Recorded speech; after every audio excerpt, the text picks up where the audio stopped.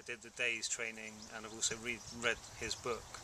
And basically, as you know, I used to have social phobia, and I moved myself out of my comfort zone to get past that and to set up leading light. But then I found myself still feeling quite defensive and still feeling quite helpless in some areas of my life.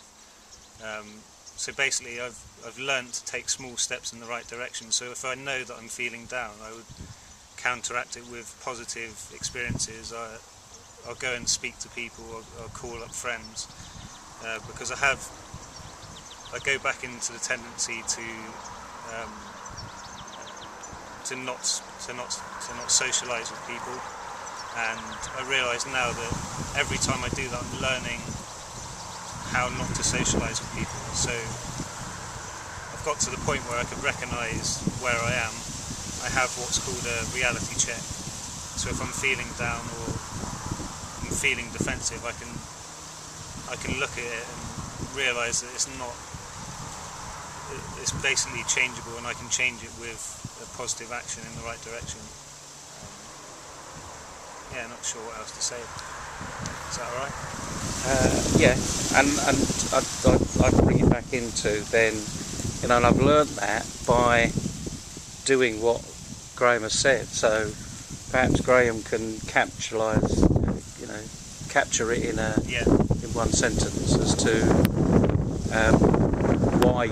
why you've effectively done it, and then Graham's going to go into this with his self-awareness, and it's you've done it yourself. We've done nothing. All we've done is provided a few tricks. Yeah. Yeah.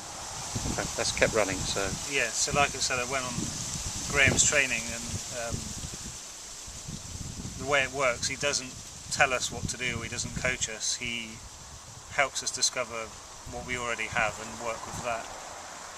So Graham, how would you explain kind of my experience and what I found from the course?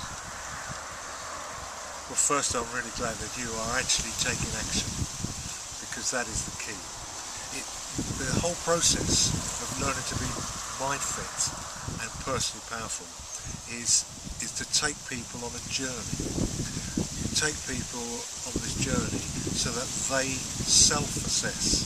And there are 4 core strengths that the first one, the insight day, the full day obviously goes deeper, is to help you become more aware of how you operate. The second part of that is to enable you to identify what you can control. Because a lot of people who feel that they cannot deal with social interactions often come from a state of being out of control.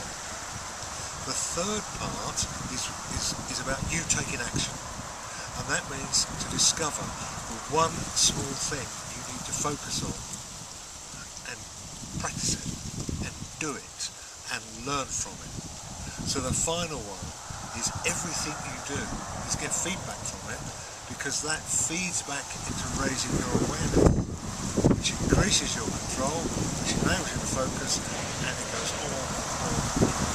So that one small change that you now take, you will be learning from that experience, and you'll be increasing your tools on how to cope in different situations.